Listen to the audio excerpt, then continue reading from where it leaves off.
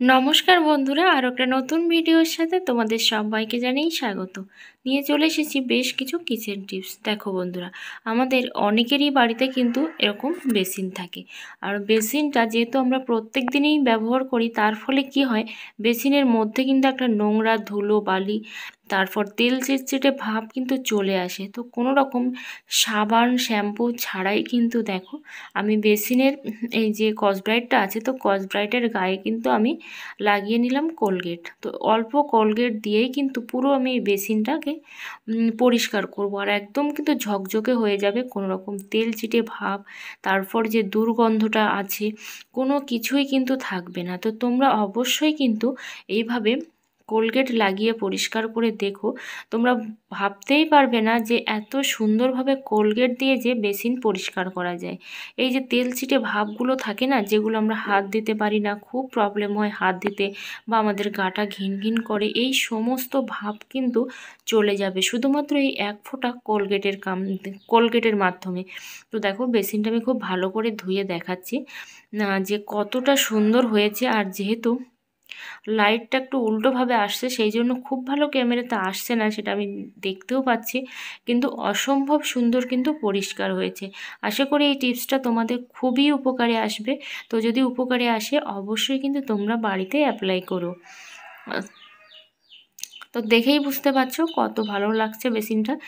চলে আসি বন্ধুরা পরের টিপসে। দেখো বেসিনের এই যে জালগুলো আছে, এই জালির গায়ে কিন্তু প্রচুর পরিমাণে নোংরা জমা হয়, কারণ আমরা যখন খাবার দাবার ফেলি এর মধ্যে, বা চুল টুল অনেক কিছুই কিন্তু কখন যে জমা হয়ে যায় কিছুই বুঝতে পারি না।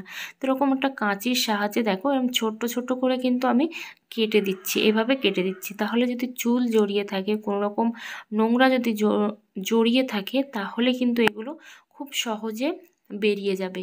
আর যে জল যে জমে থাকার যে সমস্যা, সেটা কিন্তু একেবারেই কিন্তু চলে যাবে। তো মাঝে মধ্যে কিন্তু এইভাবে তোমরা বেসিনটাকে পরিষ্কার করে নিতে পারো, তাহলে যে জল জমার সমস্যাটা হয় সেটা কিন্তু আর হবে না। চলো পরে ডিপ ফ্রিজে আমরা যে কোনো জিনিস যখনই রেখে দিই তখন দেখবে একটা কিন্তু বরফ জমে যায়। ডিপ ফ্রিজের ফ্রিজে যেমন বরফ জমে যায়, সাথে সাথে যে কৌটা বা কি হয় কোনো জিনিস রাখি তাতেও কিন্তু বরফটা জমে যায়। আমি যেহেতু নর্মাল করে রেখেছি, এই মাছ সেই জন্য আমার কিন্তু সেভাবে বরফটা নয়, সরি, কিন্তু এখানে কিন্তু প্রচুর পরিমাণে বরফ জমে, সেই জিনিসটা আমরা সহজে আমি বলতে পারি না, যার ফলে কিন্তু এখানে বরফটা জমবেও না, আর সাথে সাথে কিন্তু খুব সহজে কিন্তু জায়গাটা উঠেও যাবে। যে পাত্রগুলো আমরা এমন একটা সহজে কিন্তু উঠে যাবে। শেয়ার করব, দেখো এই বরফের এই যে জায়গাটা, এগুলো জায়গাটাগুলো তুলতেই পারছিলাম না, তো রাখলেও জমে যাবে না, তুলতে পারছি আবার। তারপরে যে কোনো জিনিস কিন্তু নোংরাও হবে রেখে দিলে কিন্তু দেখো এখানে কিন্তু অনেক বরফ কিন্তু বরফটাও জমে গেছে। আরেকটা জিনিস, কিছুক্ষণ আমি ফ্রিজটা অফ করে রেখে তারপর কিন্তু ফ্রিজে আমি রাখা এই বরফগুলো সব তুলে জিনিস রাখলে কিন্তু নিয়ে তারপরে কিন্তু কি হয়, ফ্রিজের যে আবার অনেক সময় দেখবে এর মধ্যে দিয়ে কিন্তু একটা দুর্গন্ধ বের হতে থাকে। ভোল্টেজ কিন্তু বাড়িয়ে দিতে হয়, তার ফলে ধরে পরিষ্কার করা হয় না, কারণ 15 দিন না পরিষ্কার করলেই কিন্তু এইভাবে দুর্গন্ধ বের হতে থাকে। তো সেই জন্য আমাদেরও কিন্তু কম করে হলেও ফ্রিজটাকে অনেকটা লোড মুক্ত রেখে কিন্তু যেটা ফ্রিজে কিন্তু ওভারলোড দেওয়াটা ঠিক নয়, কারণ ওভারলোড দিলে তখনই কিন্তু ভোল্টেজটা বাড়াতে হয়, আর ভোল্টেজটা বাড়াতে হলে তখনই কিন্তু ইলেকট্রিক বিলটাও কিন্তু অনেকটাই বেড়ে যায়। তো সেই জন্য সবসময় উচিত যেটুকু লোড দেওয়ার প্রয়োজন ঠিক ততটুকুই কিন্তু দেওয়া প্রয়োজন। দেখো এখানটা আমি খুব সুন্দর করে পরিষ্কার করে তারপরে কিন্তু আমি বেকিং সোডাটা ছড়িয়ে দিয়েছি, আর বেকিং সোডা ভীষণভাবে কিন্তু দুর্গন্ধ রোধ করতে সাহায্য করে। এবার দেখো যে আটার প্যাকেটগুলো হয়, তো সেই আটার প্যাকেট আমি ভালো করে কেটে মুছে নিয়েছি, একদম শুকনো করে কিন্তু মুছে নিয়েছি। তারপরে দেখো এই যে ফ্রিজের এই ডিপ ফ্রিজের এখানটাতে আমি ভালো করে পেতে দিয়েছি। পেতে দেওয়ার ফলে কি হবে, বরফটাও তো সহজে জমবে না, আর নিচটা কিন্তু একদমই পরিষ্কার পরিচ্ছন্ন থাকবে। তোমরা চাইলে এটা কিন্তু সাথে সাথে তুলে ধুয়ে মুছে আবার কিন্তু পেতে দিতে পারবে, তাহলে ফ্রিজটা আমাদের খুবই ভালো থাকবে, ফ্রিজটা কিন্তু দুর্গন্ধ হবে না। তো এবার দেখো আইস বক্সগুলো আমি এখানে বসিয়ে দিলাম। আর আরেক সাইডে দেখো আমাদের যে মাছ মাংস যাই থাকুক না কেন, যেগুলো আমরা ফ্রিজে রাখি ডিপ ফ্রিজে, সেগুলো এভাবে ভরে দেব।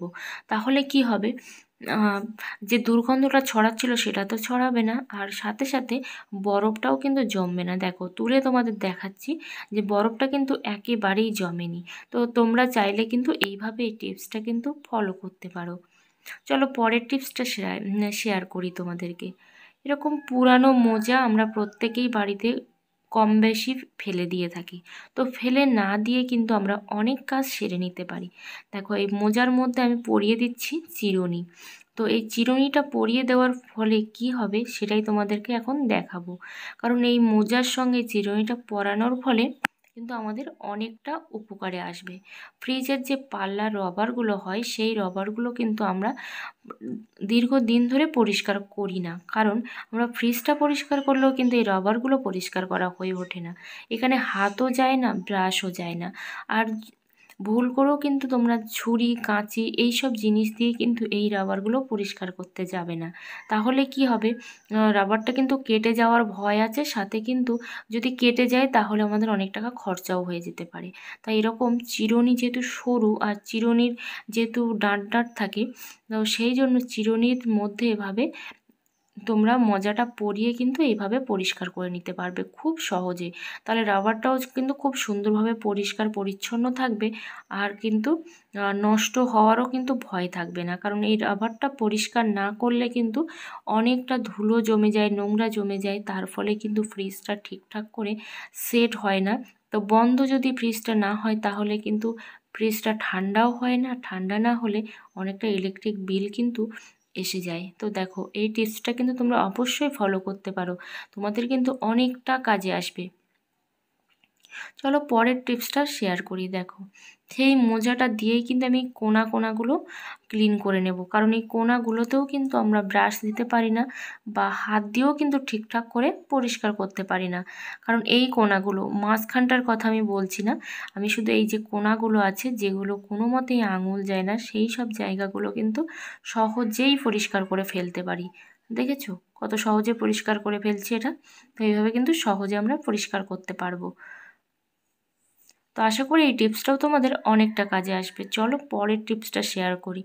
বেলুন কাঠি আমরা প্রত্যেকেই কিন্তু ইউজ করে থাকি। সেই বেলুন কাঠিটা যদি আমরা রুটি বেলার পরে যদি এভাবে ফেলে রাখি, এর উপর দিয়ে কিন্তু আরশোলা, মাকড়সা, টিকটিকি, গিরগিটি কত কিছুই হেঁটে যেতে পারে। তখন কি হবে, এর উপর দিয়ে হেঁটে যাওয়ার ফলে আমরা দেখতেও পারবো না, বুঝতেও পারবো না।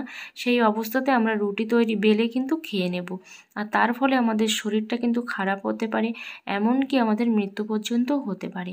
তাই সবসময় চেষ্টা করতে হবে পরিষ্কার পরিচ্ছন্ন জিনিসেই কিন্তু আমাদের কাজ করা। তো এখানে আমি একটা দেখো বড় সাইজের প্লাস্টিক নিয়েছি, আর এই প্লাস্টিকের মধ্যে যেটা আমি করব, এই বেলুন চাকিটা কিন্তু ভরে দেব।